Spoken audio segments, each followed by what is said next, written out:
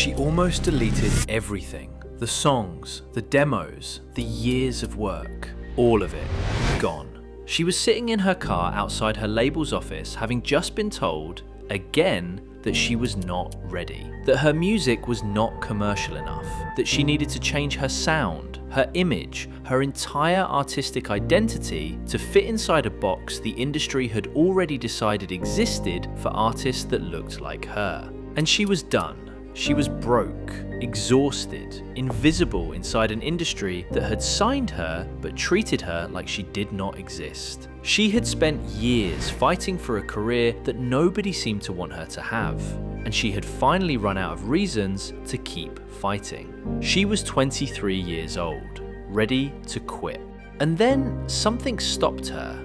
Not a phone call, not a lucky break, a quiet decision made alone in a parking lot that nobody photographed and nobody celebrated. One more song, on her own terms, with no permission from anyone. That decision became Ctrl, the most important R&B album of the last decade, and the beginning of a career that would make her one of the most celebrated artists of her generation. But the story of how she got from that parking lot to those Grammy stages, nobody has told it completely. This is that story. It starts in Maplewood, New Jersey, a structured religious household where her grandfather is a Muslim scholar and her grandmother is a devout Catholic.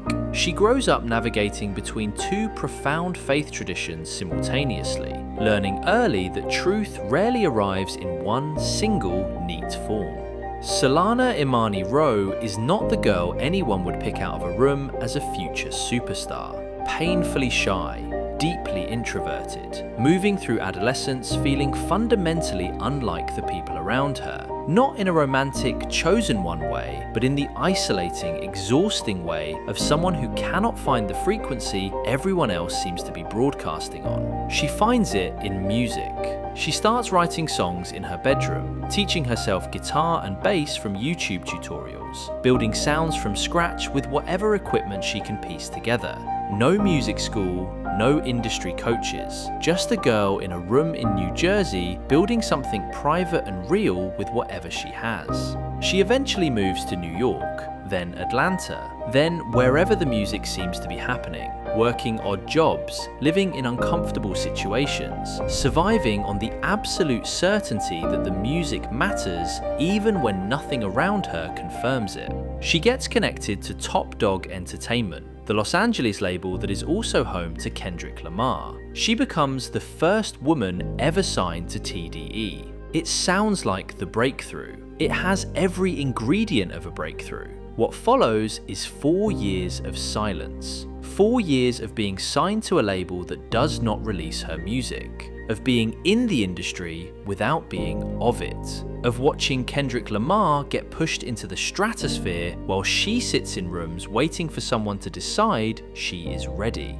There are conversations about changing her sound, making something more radio-friendly, filing down the edges that make her music genuinely interesting in favour of something safer. She pushes back quietly and consistently, with the specific stubbornness of someone who knows exactly what they are trying to say and refuses to unsay it for anyone's convenience. But 4 years of that fight takes something out of a person, which is how she ends up in that parking lot, ready to walk away. She makes the EPZ instead, released in 2014 to a small, devoted audience that recognizes immediately that something genuinely different is happening. The industry responds with near complete silence. She keeps working. Then she gets the call that changes the conversation. Kendrick Lamar wants her on his album. She appears on his landmark project To Pimp a Butterfly, and suddenly her name is being spoken in the rooms that matter. The people inside the industry who pay attention to craft rather than commerce start saying her name with a particular kind of reverence. But Ctrl, the full album everything inside her is building toward, keeps getting delayed, pushed back, rescheduled again and again. She later reveals in interviews that she was told she needed to lose weight before the album could be released, that her physical appearance was being treated as a commercial variable that needed adjusting before the label would commit to a full push behind her music. She is being asked to change her body before she is allowed to share her art. She refuses. Ctrl arrives in June 2017, and it is unlike anything happening in R&B at that moment. Uncomfortable in the best possible way.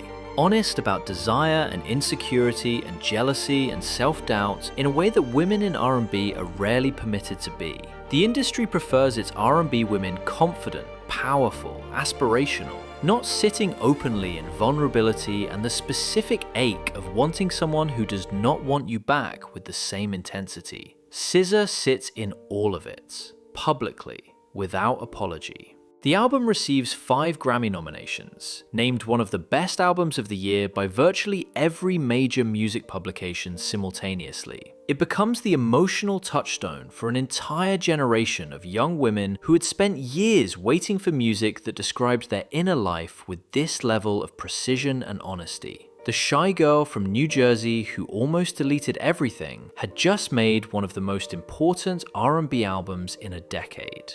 But the story does not end cleanly there. It never does with SZA. The years after Ctrl are marked by health struggles she navigates with remarkable public openness. She loses significant vision in one eye due to a serious medical condition. She deals with ongoing anxiety and the specific psychological weight of following up an album the world has decided is a masterpiece. She releases singles, features on other records, exists in the culture constantly, without releasing the album everyone is waiting for.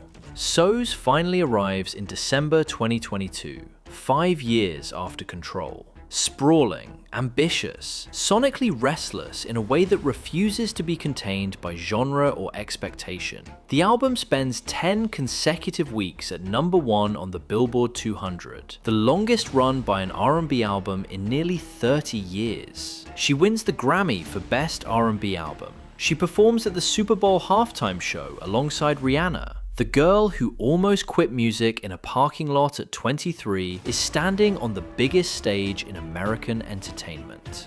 So what is the real story of SZA? It is the story of someone told in every possible way, by labels, by industry standards, by the specific cruelty of being signed and ignored simultaneously that she was not what the world wanted, who made the music anyway, who refused to change her body, who refused to sand down her edges, who sat in that parking lot ready to quit and chose one more song instead. That one song became Ctrl. Ctrl became SOS, and SOS became the career that everyone now acts like was always inevitable. It was never inevitable. It was a decision, made alone, in a parking lot, by a shy girl from New Jersey who almost let the world talk her out of the most important thing she ever had to say. She did not let it, and R&B has never been the same since. Drop a comment telling me which SZA song hit you the hardest. And if you want more stories about artists who almost gave up before they gave us everything, subscribe right now because we do this every single week. The next one is going to hit even harder than this one did.